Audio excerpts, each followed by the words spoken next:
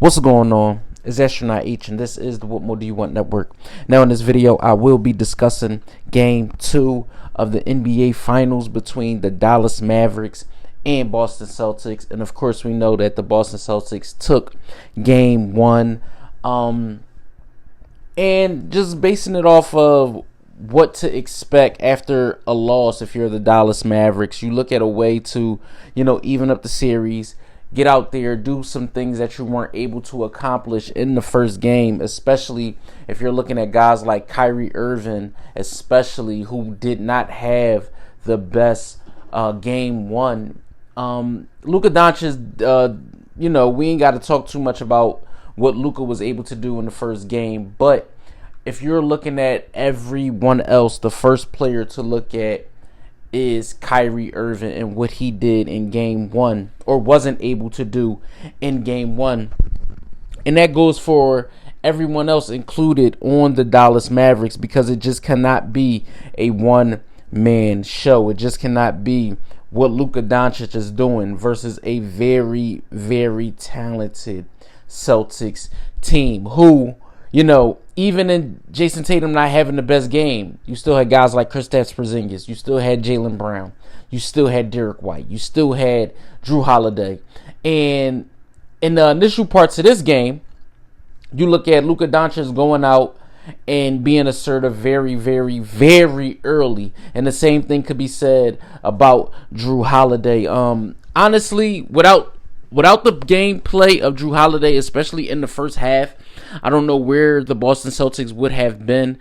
They were missing a lot of open threes, just a ton of open three-point shots. You looked at it from a standpoint, in my opinion, right? I said, if the Celtics continue to play like this, where they're missing shots, and the Dallas Mavericks are pressing, and their offense is going in this way, it gives them a very good chance to win the basketball game.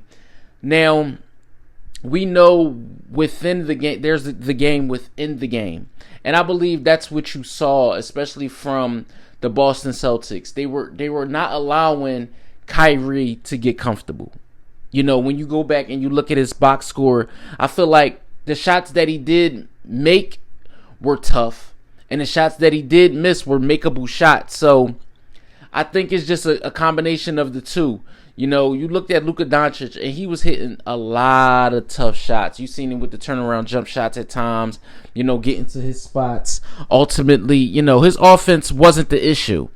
You looked at PJ Washington, his offense was basically like the second best offense that they had during the game. You look at Derek Lively's rebounding, also Daniel Gafford. Let's not forget, from the Boston Celtics standpoint, you've seen the gameplay of Kristaps Porzingis once again. Later on during the game, you did see him come up gimpy. I don't know if it was the remaining injury that he was dealing with earlier in the playoffs, but you did see, Porzingis come up gimpy late in the game. You did see Kyrie. Now, like I said, I don't want to say what Kyrie wasn't able to do. I just feel like he just doesn't have it at this current moment. He just doesn't have it at this current moment. And I don't know if it's a, pressing issue, or the Celtics just know how to game plan for him, but it's just not there. One thing that stood out the most for me as far as the Boston Celtics went tonight was the facilitating from Jason Tatum.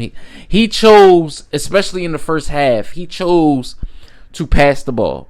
Getting his teammates involved, facilitating, actually looking like the point guard of the team. Even when Drew Holiday had it going, Jason Tatum was still looking for his teammates, whether it was him looking for Porzingis, whether it was him looking for Derek White, whether it was him looking for Drew Holiday, Jaylen Brown.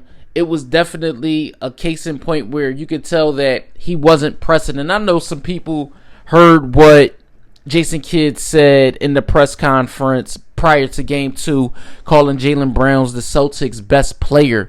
And, of course, some people think, and it was in the realms of them just trying to play mind games and things like that.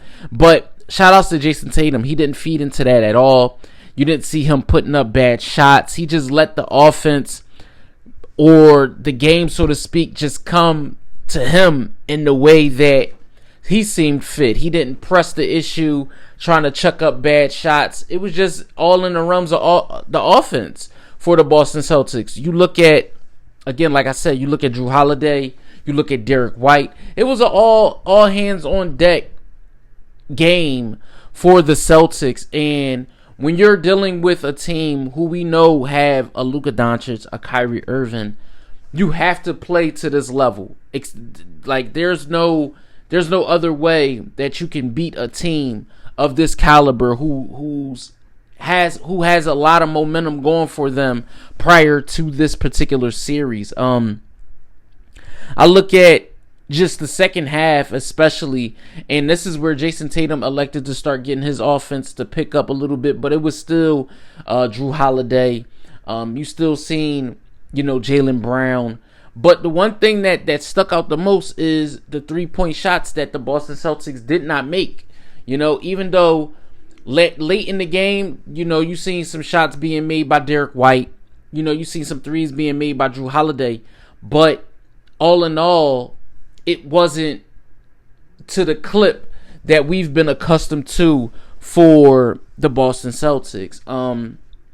As the game started to wind down and you got to the latter stages of the game, you still seeing Luka's offense going, but Kyrie Irving just never had it. He just never had it in this particular game. And against a team like the Celtics, it cannot just be Luka Doncic versus the Celtics. And I say that respectfully. Even though PJ Washington had a pretty good outing tonight, Daniel Gafford had a pretty good outing tonight, it just was not enough. And the Dallas Mavericks, even with their late push, they did make a late push, but the Celtics just found a way to close the door on them guys.